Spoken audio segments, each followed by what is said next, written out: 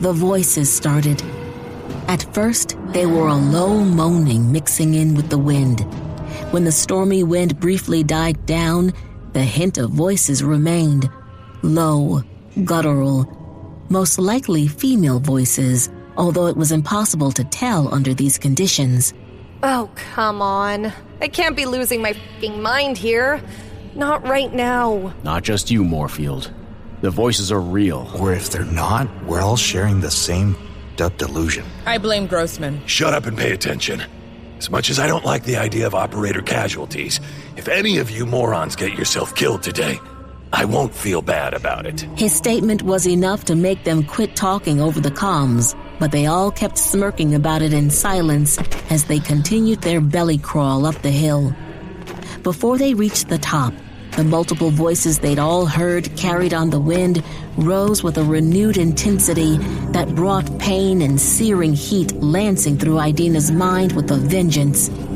She gritted her teeth and expected to make herself pass out with how hard she bit back a cry of pain, but that would have been preferable to giving away her team's position as they converged on the final target they really needed to take care of now that they'd finally come this far.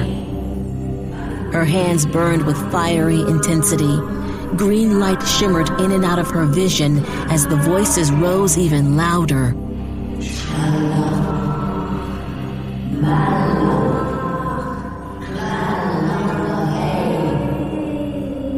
The words now clearly in an entirely different language and completely undecipherable. Then the ground started to shake beneath her, and Idina almost thought the Olk was coming after them all, until she remembered in her pain-induced fogginess that wasn't possible.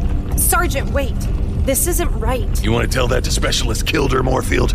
Because he was willing to stake all your lives on this being exactly right. Yeah, but I really don't think it's... Another surge of pain washed over her.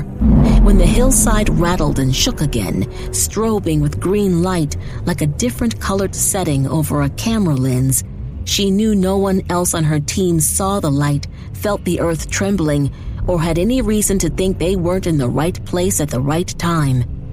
She couldn't tell them anything else because she couldn't think. Whatever Briggs was waiting for, the moment came when the biting wind died.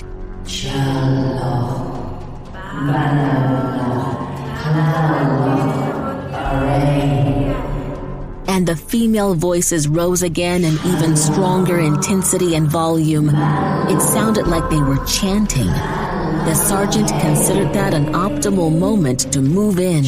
Go, go, go! All around the perimeter of the hilltop, Bravo Team's operators moved at their team leader's command. They shoved themselves off the last foot or two of moss-covered ground, staggered over the top of the hill with Hellion weapons in hand, and encircled their target, fully armed and ready to engage. The low whine of several weapons powering up their magical augmentations filled the air, which seemed a little odd until Idina realized both the wind and the chanting voices had stopped. Of course, she couldn't see what the rest of her team saw.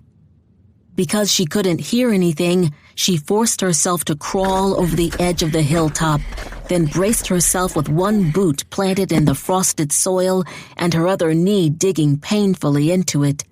She couldn't bring herself to fully raise her weapon at the source of all that magical energy, effectively trapped and surrounded by 8 Hellion operators. There was no way this could have been the source of all monsters. Instead, it was 3 women.